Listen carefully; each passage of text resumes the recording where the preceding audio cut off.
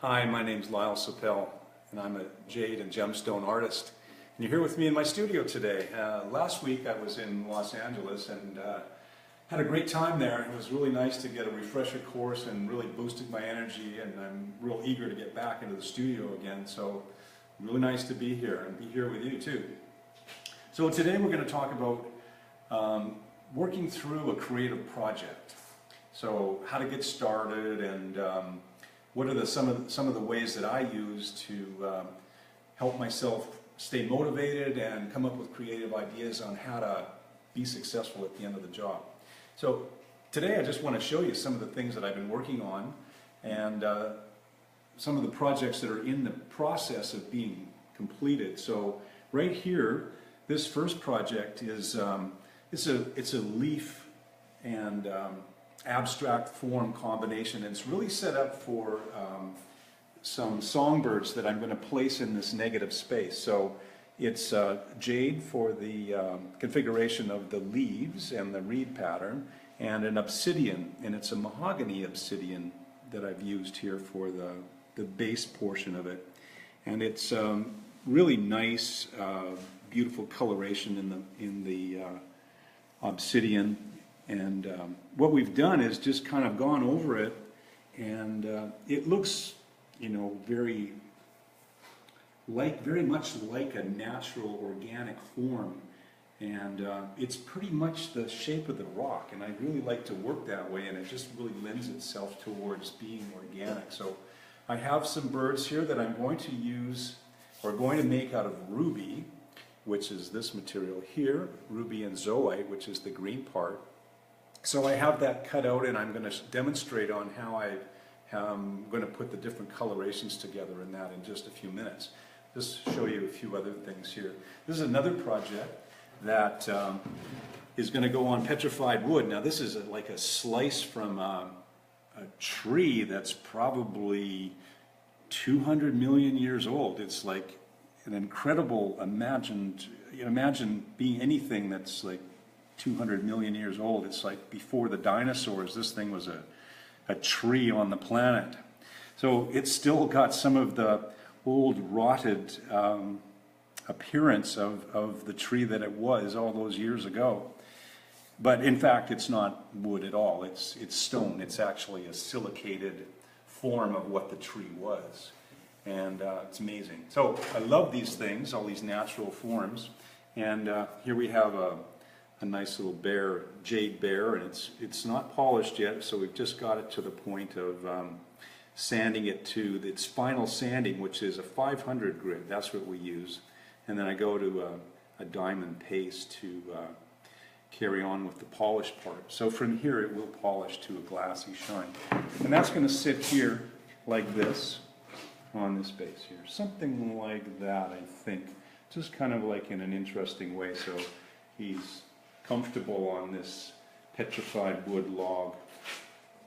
I've also got a piece of agate that I really like, and this is going to be like a beehive, and I really think that if I were to, say, take a shape like this out of this and then cut the form into it, that I could probably use it as a beehive and then attach it underneath this hole that's in the petrified wood. So this is kind of the way I work on things. I just kind of build them as I go along and have a general plan on how I think it should look, and then just add to it. So I think that could make a really interesting combination and an interesting piece. So let me just put that here so it doesn't slide off while we're not here. Over at this side, I'm going to show you what I'm working on right now.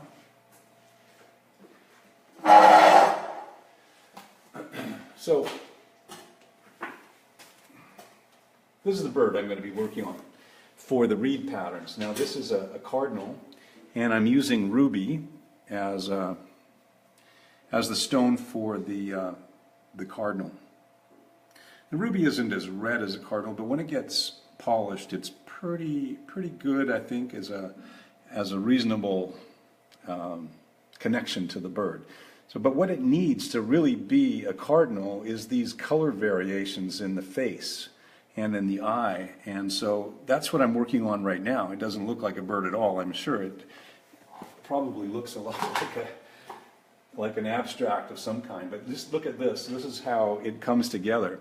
So I've carved a piece of black jade to fit reasonably well, and I'm in the middle of this process right now. So you can see that I'm going to put this thing in here. This is going to fit exactly the way it needs to be to represent that bird.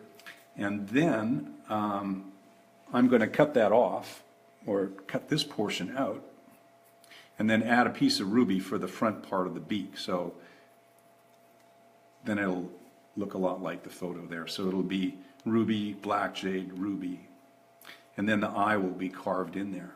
So what I've done here is I've carved that with my grinder, my rough grinder. So it's been, you know, pretty, I made a clay model of it first, and then I just copied the clay model with a rough grinder. So it's a pretty rough fit. It looks close, but it's pretty rough because I can still see light through it. When you hold it up, I don't know if you can see that in the camera, but there's big patches of light underneath. So it's going to be kind of a loose fit. So this is what I do to make it tighter. I take a pencil, a wax crayon or something like that, and I mark the surface that I want to match. So this is the interior of the head portion. So I get it well marked, and then I take the piece I want to fit and make sure it's dry.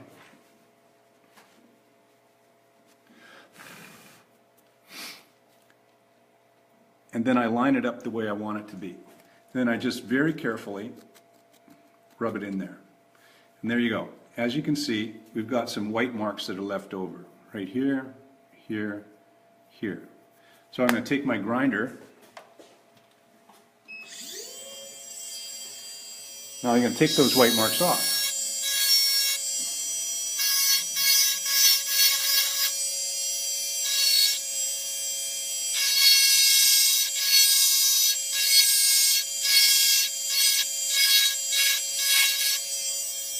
Okay, just very carefully. Now, I'm going to do it again. So it's even a little bit tighter, and so we go back again, rub it, and we can just faintly see some more white marks here, like right there. One right here, one right there. So I keep doing this until I'm just very gradually taking off the white marks. And then another one here.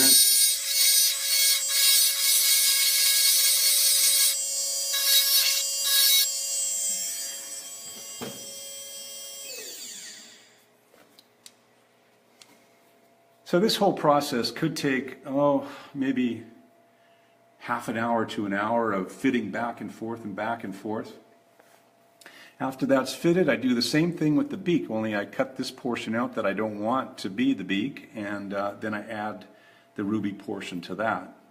So this is an idea of the pattern that I'm going to use. I put that in with the wax pencil, and then carry on. So here's also the tail part. Now the tail is also ruby, and what I've done here is I've cut a notch, and I think you can see that. And it's kind of like a nice little seat, and I've done something similar to the other side of the tail. And that just comes together like this. So that'll fit nicely on the inside as well. So I do basically the same kind of thing as mark that surface with a pencil and go back and forth. So you can see I'm going to put that together so you can have a look at, it's kind of how the bird's going to be. And then it's going to be mounted on those reeds. And why don't we just take a look at, maybe a quick peek at how it might look as part of the composition. So it's good to have it as a reference. I like to see it against the base itself, so I get some reference to the proportion of the bird. I don't want the bird to be too large or too small. So he's also going to have a partner, so there's going to be more than one bird on this composition here. So fun, really enjoying this project. I think it's going to be awesome when it's done. The colors are all going to work well. The reds of the ruby and the greens of the jade will be awesome, and there's a little bit of color in the obsidian, so that will all bring this thing together really nicely. So, oh, we have we have a power failure. I hope you can see me. Can you see me? Okay, we have a power failure here. This is weird. All the lights have gone out. But I'm still live.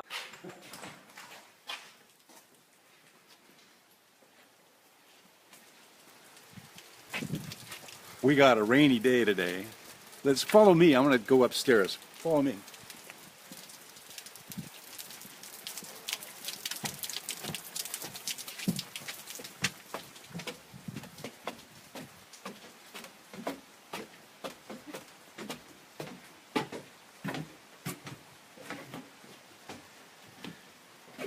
So I hope you're still with me, because that was a bit strange. The power has just totally gone out.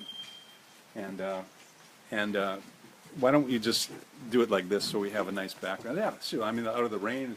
This is typical Vancouver weather. So we must have had a problem with the storm, and I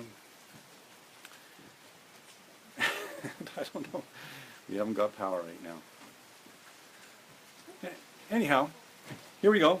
I wanted to talk about how to get started on a project. And you know, when I was a young man, I was working in my studio on some of my first projects, and I really wanted to be known as an artist that was really distinctive. I had this idea about myself that was really distinctive, and I had to think that you know, if I was you know, a famous artist, and if I had an idea about looking at other people, like say people that were very famous at the time, like Andy Warhol, where you could look at any of his work anywhere and you could tell that it was an Andy Warhol. And I thought I'd look at my work and I'd say, well, I'm working on a project here and a project there. They don't look the same, and I can't find a thread of style that ran from one piece to the next piece. So I was really concerned about that, and I thought that that's something that I really had to work at to make happen, that I had to find my niche, my way as an artist to be recognized by the public. And little did I know that as a young artist, that's very challenging, because you need to produce enough work to be able to have a style, for one thing. So just to give you a dramatization of this, during that time I was doing my first show, and I had an offer to take some publicity photographs so that my photo could be published in the newspaper, and I could get some recognition for my very first show. And I thought to myself, well, okay, who am I? Like, who am I as an artist? Should I be like this, or should I be like that? And I remember myself thinking, oh yeah, I know the back of a novel, and it's like he had a beard, and he had a turtleneck sweater on, and he was this brooding guy in a black and white photograph, and I was thinking, man, that's who I want to be. I want to be like that guy.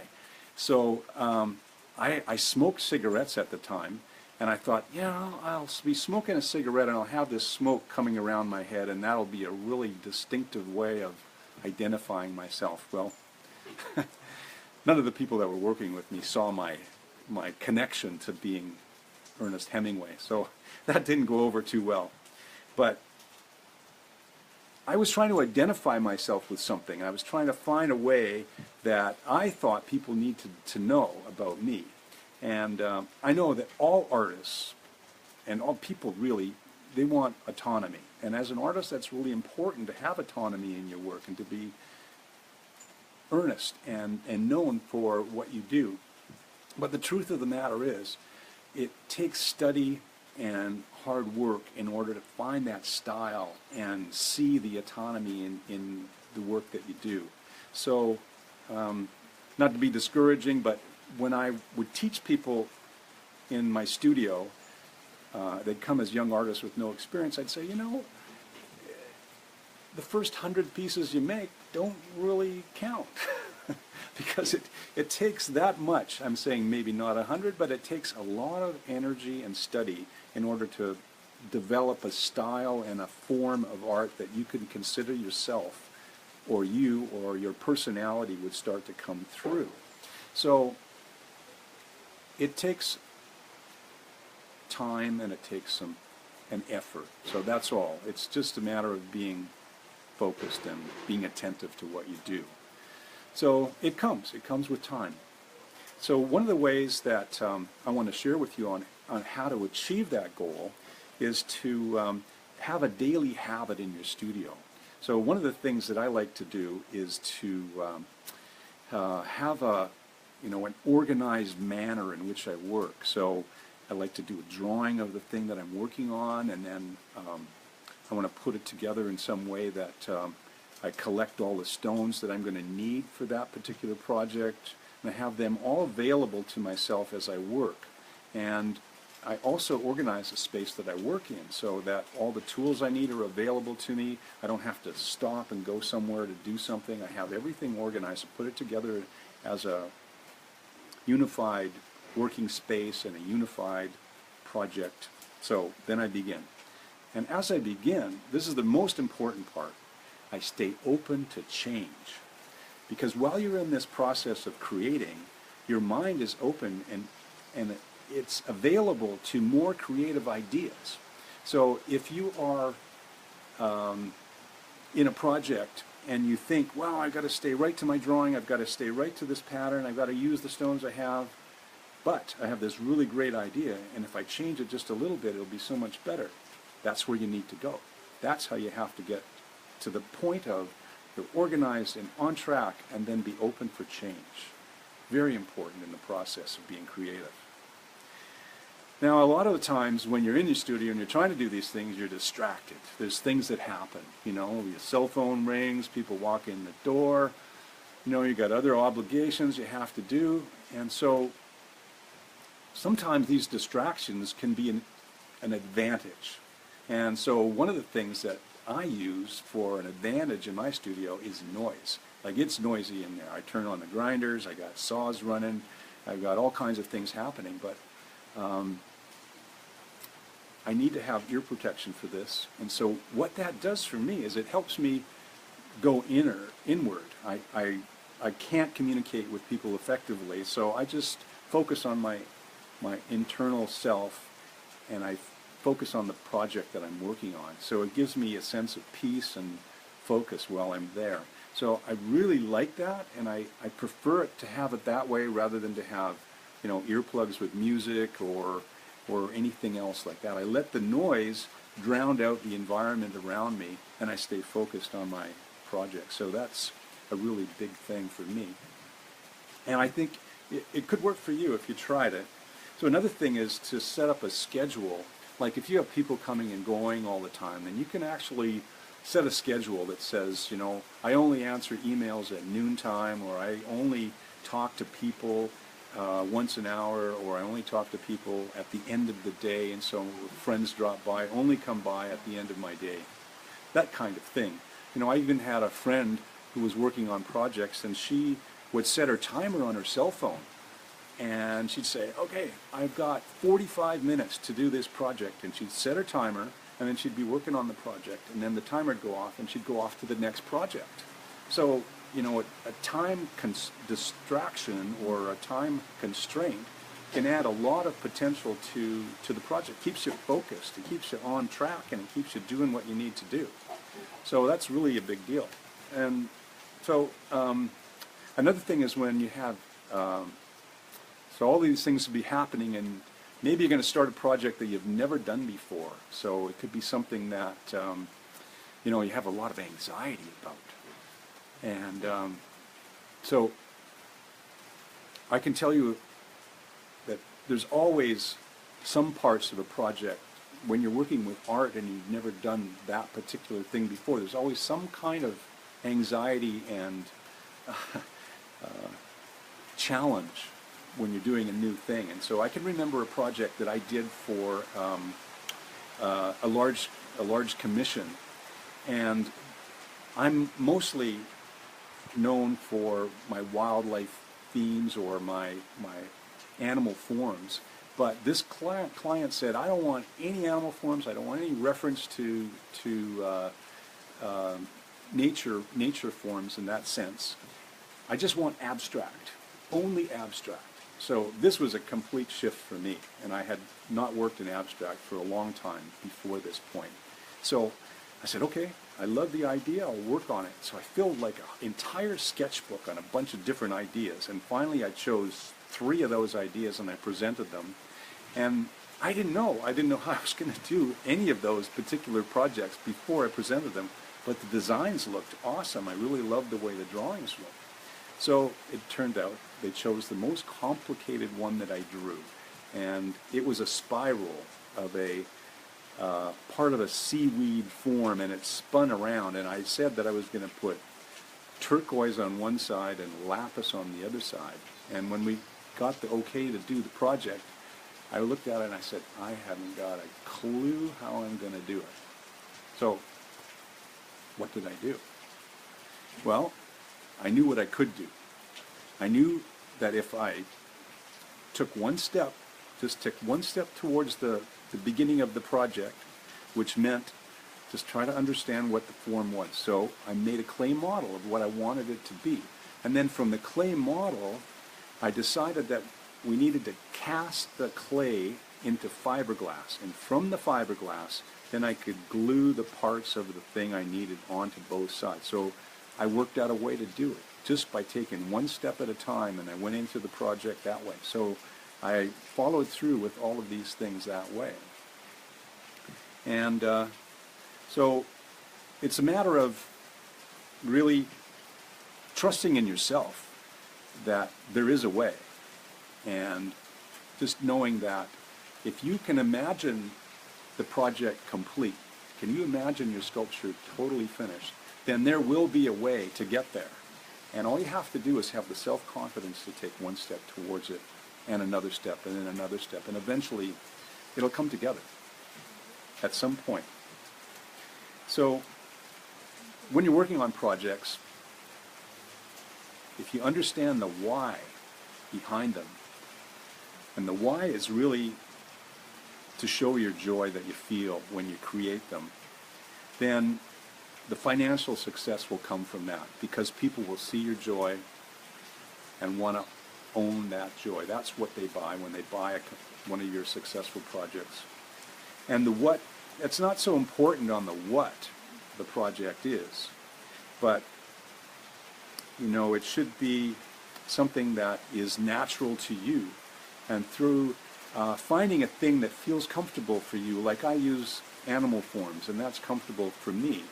So if you find a thing that's comfortable for you, the what is not that important. As long as you feel good and it feels natural for you to work that way or work in those forms, then that's all you need. And so through the study and practice of these ideas and these concepts, you'll get to share your joy, and the joy will be what people want to collect in your art. So if you have any questions today, if you want to know about the storm here in Vancouver, and you want to know about what's happening, let me know. Let me see if I can recognize anybody online today. Yeah, hi Matt. Matt, how are you? And Chris, good to see you online today too. So it's great to see you. There's my cameraman, by the way, guys. How are you? So I want to thank you all for being with me, and just send me a comment and or a message. I really appreciate that. I'd really like to know what you think about what I'm saying. So if you have something that you want to comment about, you don't like it or you do like it, and you really want to, I'd really like to know. It would be a great inspiration for me to hear back from you. So thanks for watching today, and bye for now.